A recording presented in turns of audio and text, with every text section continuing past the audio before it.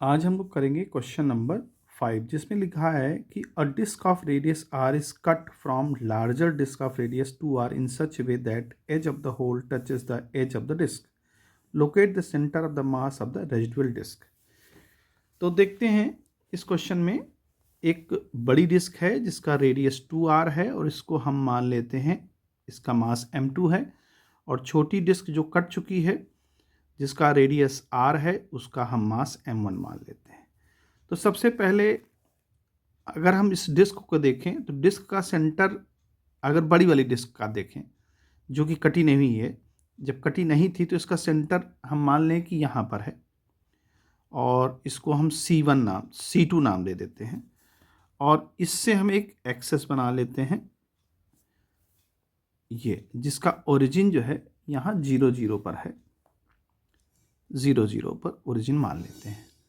और ये इसका जो डिस्क काट ली है उसका सेंटर ऑफ मास C1 मान लेते हैं। तो हमारे पास दो पार्टिकल हो जाएंगे, एक C2, इसको मतलब दो पार्टिकल एज ए सिस्टम मान के चलेंगे, C2 और C1। फिलहाल बड़ी वाली डिस्क जो है उसका मास हम देखते हैं कितना बनेगा। तो इसका मास बनेगा m2, मास होता है वॉल्यूम इंटू डेंसिटी, तो वॉल्यूम हो जाएगा, देखिए वॉल्यूम क्या है, किससे मिलके बनता है, एरिया और थिकनेस। तो एरिया हम ले लें पाई, और r इसका क्या हो जाएगा 2r का होल स्क्वायर, और थिकनेस t अगर मान लें यूनिफॉर्म तो t हो जाएगा, और इसकी डेंसिटी हो जाएगी रो। तो ये इसका वॉल्यूम हो गया। अब इसका कोऑर्डिनेट तो 0 है, यानी कि x जो है इसका, अगर इसका x2 देखेंगे तो वो 0 होगा। इसी तरह से मास m1 देख लें, जो डिस्क कट गई है उसका मास हो जाएगा पाई, रेडियस है r तो पाई r स्क्वायर, थिकनेस तो सेम है t, और रो दोनों का सेम है क्योंकि डेंसिटी दोनों की सेम होगी जो काटा गया मास है।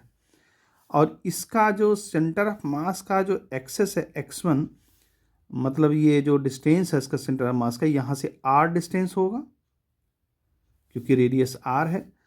अब हम लगाते हैं इस पर फार्मूला।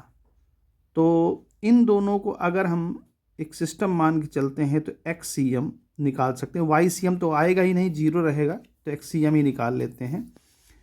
तो देखिए जो कट चुका है मास, तो उसको हम लेंगे माइनस में, तो उसका मास कितना हो जाएगा, पाई r स्क्वायर t रो और इंटू x1 इसका क्या है r, प्लस ये बड़ी डिस्क है उसका सेंटर ऑफ मास C2 है, तो उसका लिखेंगे पाई 2r का स्क्वायर हो जाएगा 4r स्क्वायर इंटू t और इंटू सिग्मा और इंटू इसका एक्सेस जो है कोऑर्डिनेट 0 रहेगा। बाकी दोनों मासेस को हम ऐड कर दे रहे हैं, तो माइनस, चूँकि ऐड करने पे क्या होगा कि ये कट रहा है इसलिए माइनस को लिखना पड़ेगा, रो r प्लस ये आ जाएगा pi into 4r square T into rho. ठीक है, तो यहाँ से देखिए ये पूरा वैल्यू 0 हो जाती है, तो इतना बचेगा हमारे पास क्या, minus pi r square t rho into r और डिवाइड बाई r के पावर 3 होगा। ये यहाँ r है, यहाँ भी r है, तो ये r की पावर 3 हो जाएगा। नीचे वाला देखिए ये वाली चीज़ और ये वाली चीज़ आपस में माइनस हो जाएगी, तो ये बनेगा हमारा यहाँ पर 4 पाई r स्क्वायर टी, रो में से ये निकल जाएगा तो बचेगा 3 पाई r स्क्वायर टी और रो। अब देखिए पाई से पाई गया, r स्क्वायर से r स्क्वायर जाएगा, t से t जाएगा, रो से रो जाएगा, क्या बचेगा -r/3। ये x कोऑर्डिनेट आ जाएगा -r/3।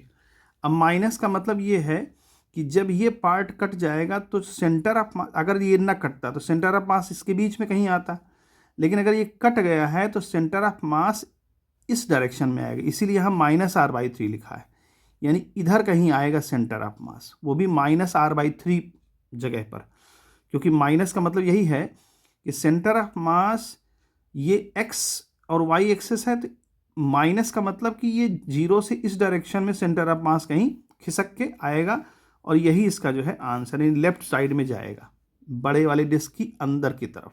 तो इसको इस तरह से हम सॉल्व कर सकते हैं।